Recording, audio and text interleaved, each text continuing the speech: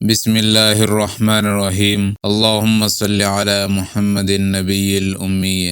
حضرت شداد ابن اوس رضی اللہ عنہ فرماتے ہیں کہ نبی کریم صلی اللہ علیہ وسلم نے فرمایا کہ سب سے عمدہ استغفار یہ ہے: اللہم انت ربی لا الہ الا انت خلقتنی وانا عبدک وانا علی عہدک ووعدک ما استطعت ابوء لک بنعمتک وابوء لک بذنبی فاغفر لی فإنہ لا یغفر الذنوب الا انت اعوذ بک من شر ما صنعت۔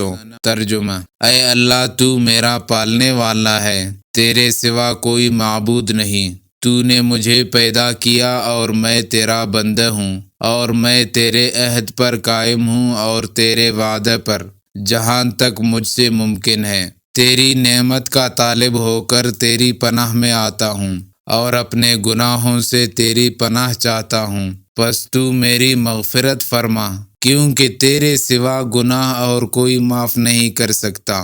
میں تیری پناہ مانگتا ہوں اپنے برے کاموں سے۔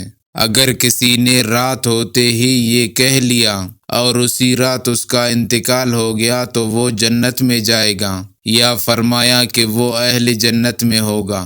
اور اگر یہ دعا صبح کے وقت پڑھی اور اسی دن اس کی وفات ہو گئی تو بھی ایسا ہی ہوگا۔